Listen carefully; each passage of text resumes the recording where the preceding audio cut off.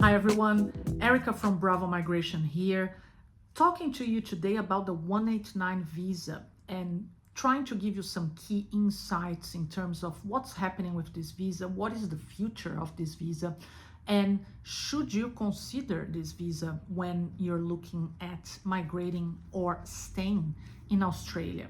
So just a bit of background, the 189 visa is a points-tested GSM, as we call it, visa, General Skilled Migration Visa, and it's independent. So the full name for this visa is subclass 189 Skilled Permanent Independent Visa. This visa allows the holder to come or stay in Australia and live anywhere in the country. There's no sponsorship or nomination from a state or region, and it's also not an employer visa, so you don't need a job offer to come to the country on this visa. Now, over the years, this visa has been through a lot of changes, and the reason for these changes is that the legislation for the visa, the requirements haven't changed that much. What changes is the demand. This visa requires an invitation from the federal government so you can apply for the visa. You get an invitation via a system called Skill Select, and Skill Select considers you for this visa once you submit what is called an expression of interest. And the way that the system chooses people, it's completely automated and based on a very fine equation that is determined by how many places the government has allocated for this visa for the current financial year, how many places for each occupation in the occupation list for this visa, and also how many people are sitting there on Skill Select waiting to be invited. So this all determines when and if you're going to be invited. Some people don't ever get invited. It all depends on the time and, again, this equation. So for this financial year, we have seen the government determine there'll be just over 16,000 places for this visa.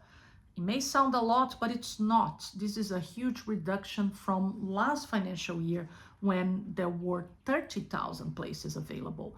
Now, having the places available doesn't mean the government will invite all those people to apply for the visa. Last financial year was a good example. With the 30,000+ places, not all of these places were used. Not 30,000 people were invited. Now, we have seen an invitation round this financial year, which started on the 1st of July. The first invitation round for this visa happened on the 5th of September, and we saw almost 8,000 places, invitations issued, which means half of the places have already been used. So we are expecting to see just another round of the invitations next year before the end of the financial year. If last financial year is what is the same they're going to do this year. That's what happened last year. So we don't have a lot of places left.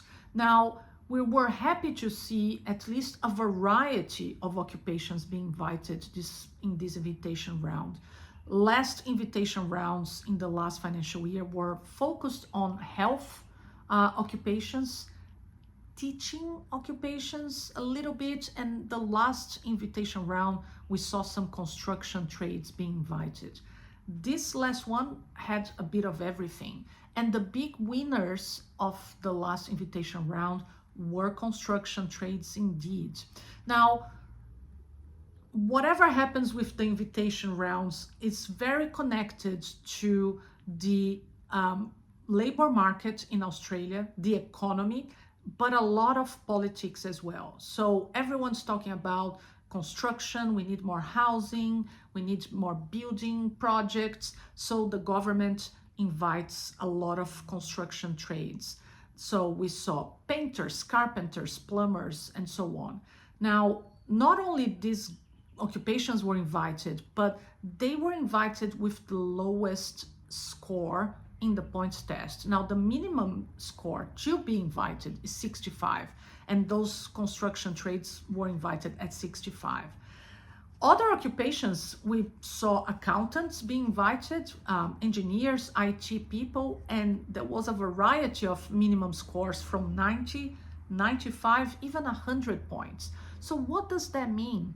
Those occupations have higher demand. There's more engineers, accountants, and IT professionals wanting to migrate to Australia or to stay in Australia than construction tradespersons.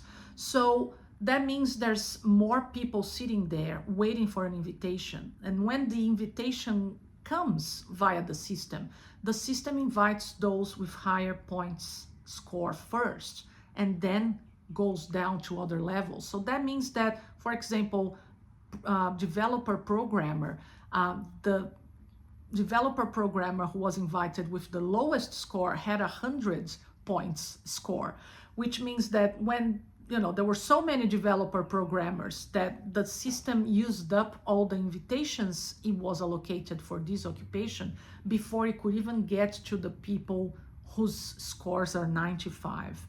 So this has always been the case, but because there's an ever-growing demand, people continue to want to be invited for this visa, but the government doesn't increase the numbers of places. We see that the competition continues to be enormous for this visa, which means it's harder to get an invitation, even though there's some peaks for certain types of occupations like construction trades and etc. Now, it's super important to know as well that the processing times for this visa are increasing. So it used to be approved in 6 months, now it's taking 19 months, and this is the official published estimated processing times. Now, I don't like to call this processing times because it's not really accurate. There's not going to be a case officer processing your application for 19 months. Your application is sitting there on a queue for 19 months until a case officer gets to it. So there's another problem with this visa. Even if you are invited and then you apply, it's going to take almost 2 years for the visa to be approved. And when the visa is approved, it's when your permanent residence starts counting as well. So that affects when you can become a citizen. It affects when you can get certain government benefits. So it's another problem with this visa. Having said that, we're all very happy to see a variety of occupations being invited again. We are talking to some clients and feeling hopeful with some of our clients that they may be invited in the next round, but we don't really know when the next round will be, what they're gonna do. This is an election year, or early next year there might be an election, so who knows, we could have a different government in power before the end of the financial year. All these elements affect invitation rounds for the 189 visa. So although we're optimistic, and it has been a long time until we're optimistic with the 189 visa, it's really important to have a plan B, especially if you're here in Australia already. Consider other types of visa, and maybe you're going to have faster and better outcomes. So get in touch with us. One of our registered migration agents can look at your circumstances and create a plan B and give you an honest opinion about your chances in being invited for the 189 visa. Until then, thanks for watching, and we hope we can help you with your Australian visa dream. Thank you.